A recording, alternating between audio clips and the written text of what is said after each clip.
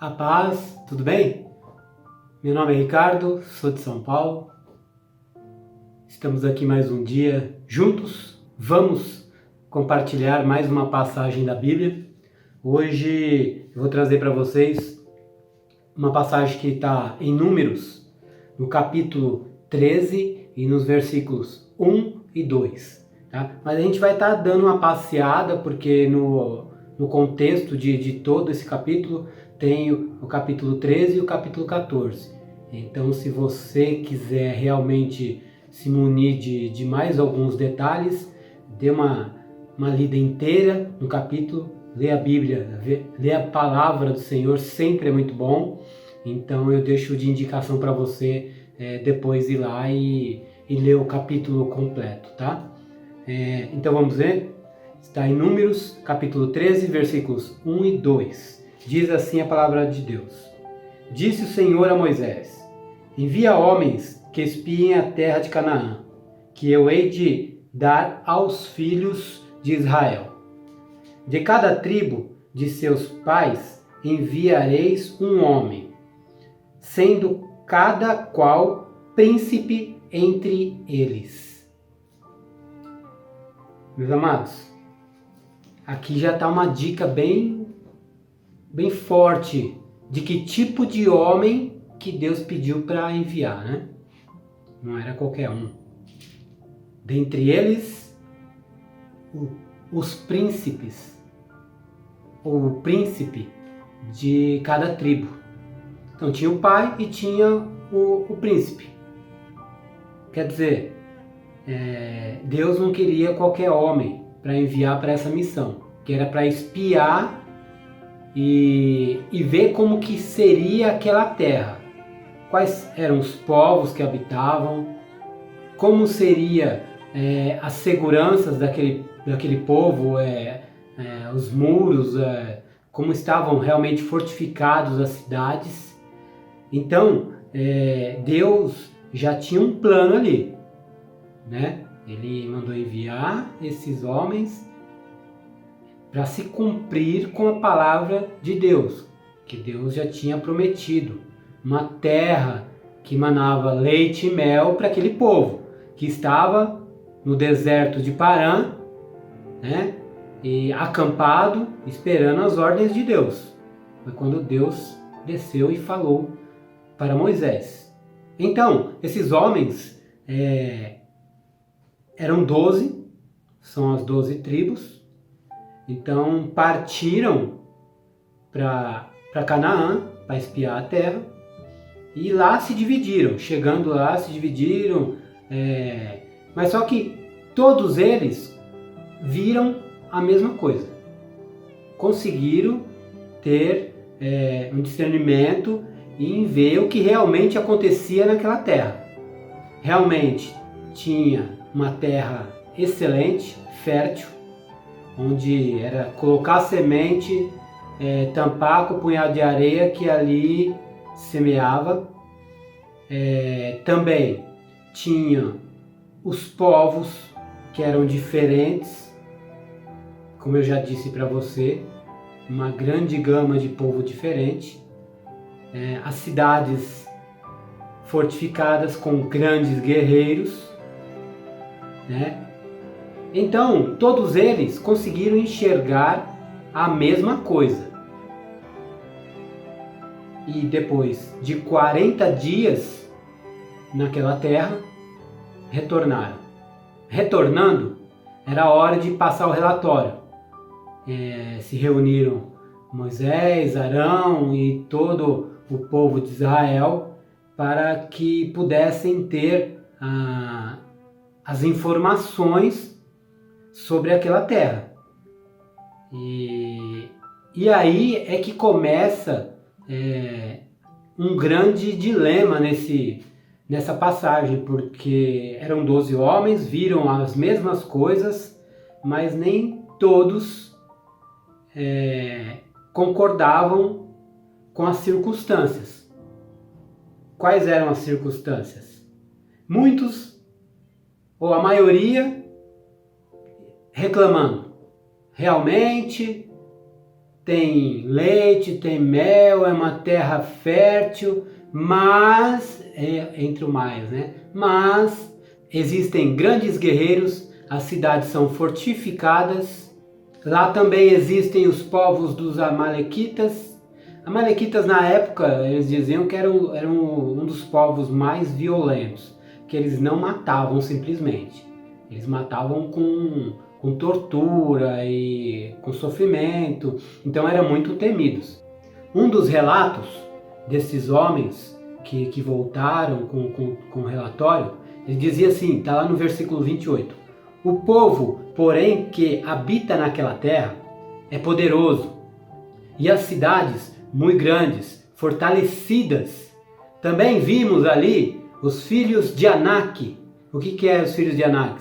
Eram poderosos guerreiros, gigantes, né? Então, quer dizer, não era fácil. As circunstâncias que estão se colocando para conseguir o êxito em habitar aquela terra, não está nada fácil, segundo aos olhos de alguns daqueles homens que foram. Só que eles estão já falando e desistindo, né? O que não é certo. Também disseram, no versículo 29, os amalequitas habitam também aquela terra. Também tem os heteus, os jebuseus, os amorreus. Você percebe que é um som de relatório que já desistindo, falando que não quer prosseguir, que é melhor ficar onde está? Ainda diziam mais, não podemos subir contra aquele povo, eles são mais fortes do que nós. Veja, as palavras num sentido totalmente negativo e sem convicção nenhuma, sem acreditar em Deus, entendeu? Porque quem colocou para espiar aquela terra, quem foi? Foi Deus que disse para ir lá. E quem foi que prometeu a terra? Foi Deus que prometeu a terra. 10 dos 12 homens só viram problemas. A terra era excelente. Tinha tudo que Deus já havia prometido. Mas as dificuldades foram cegando, foram deixando aqueles homens só conseguindo enxergar os problemas, a ponto de não acreditar em Deus, esquecer que Deus existia e que era o maior guerreiro que existia na época, era Deus e estava com eles. Eles já tinham visto muitos milagres de Deus na época, muitos milagres que Deus já tinha feito para aquele povo, caminhando com eles no deserto. E diante da dificuldade, esses 10 homens aí, parece que sinceramente esqueceram de Deus, porque em momento nenhum eles conseguiram enxergar a terra com bom ânimo. Não, a terra é boa, tem isso, tem aquilo outro, mas nós vamos conseguir, Deus está no nosso lado. Quem partiu por esse lado só foram 2, que foi Josué e Caleb. Confiar em Deus é o segredo. É o segredo. Eu sei que você que está aí do outro lado não é diferente de mim. E na vida tereis aflições. Isso aí é fato. Tanto é que Jesus diz isso em João 16:33. No mundo tereis aflições, mas tende bom ânimo. Eu venci o mundo. Jesus já nos alerta. O deserto está aí para todos nós e cada um tem o seu. Nenhum é melhor ou mais difícil do que o do outro, né? Eu sempre falo que os nossos problemas, quando chegam para Deus, eles chegam do mesmo tamanho. Vai depender de você. Como é que você vai resolver com Deus isso? Se você confia em Deus, se você tem um coração puro, entendeu? Quem você é para Deus. Tudo isso aí vai depender muito na hora que você estiver passando o seu deserto. Então, aquela coisa, esses homens que foram para lá, para mim eles não tinham Deus. Eles estavam com medo das circunstâncias, né? achavam que ia ser tudo muito fácil, mas se esqueceram que Deus foi quem prometeu aquela terra para eles. Se esqueceram de tudo que Deus fez para eles, e eles conseguiram ver com os próprios olhos os milagres de Deus na época. Que Deus estava acompanhando Moisés e direcionando aquele povo, então era milagre em cima de milagre. E o povo desacreditou. Deus, você vai ver nesse capítulo que se enfureceu com isso. Se não fosse Moisés interceder, enfim, coisas piores tinham acontecido naquela época. Mas voltando ao nosso assunto, Caleb e Josué. Josué e Caleb. Os dois, esses aí orgulharam muito a Deus. Orgulharam demais. Demais.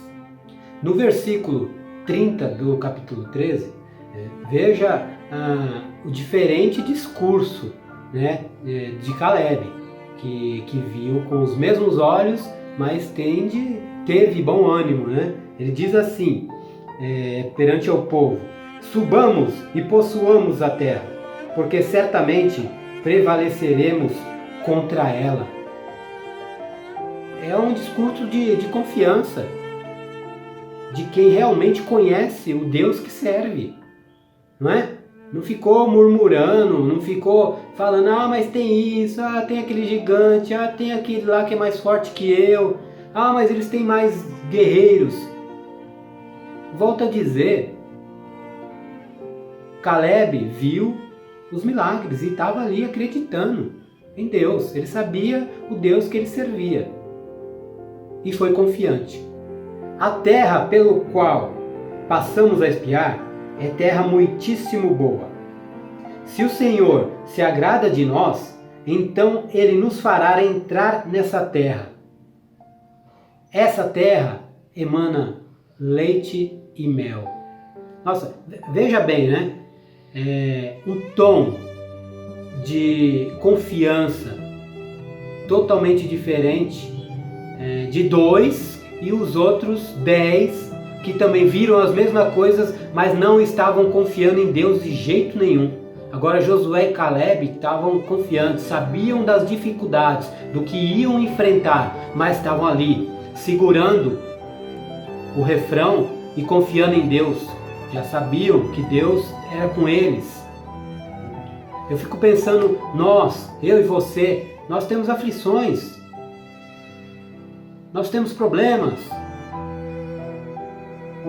A pessoa que dizer para mim, minha vida é maravilhosa, não tem problema nenhum, eu vou olhar nos olhos dela e vou falar, rebobina a fita porque eu não entendi o que você me disse. É verdade. E o Davi? Dá para lembrar de Davi. Esses 10 resmungões aí estavam reclamando também dos gigantes. Davi não precisou muito para derrubar o gigante. Foi só confiança em Deus. Deus confiou ele. E ele sentiu no coração que Deus estava com ele, foi lá e foi uma pancadinha só. O gigante, deitou. Presta atenção, meu irmão. Quanto maior for o seu gigante, quanto maior for o seu deserto, maior vai ser a sua vitória em Deus. Maior vai ser a sua vitória em Deus. Repita isso. Confie. Deus não te dá fardo pesado. Ele vai te dar o que você consegue carregar. E olha, Ele vai estar sempre perto de você. Eu sempre digo, a gente tem que aprender a confiar em Deus. Eu sou exemplo disso, né? Eu sempre fui um cara turrão e fazia sempre do meu jeito e do jeito que tinha que ser.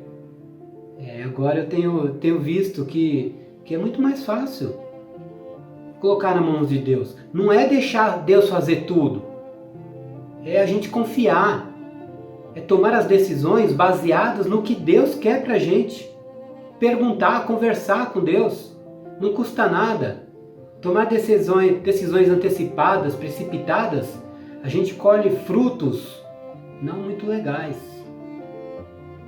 porque você vai dar um passo para frente, sendo que você tinha que dar um para trás. E aí a coisa complica. Que você vai ter que voltar, reavaliar tudo e continuar.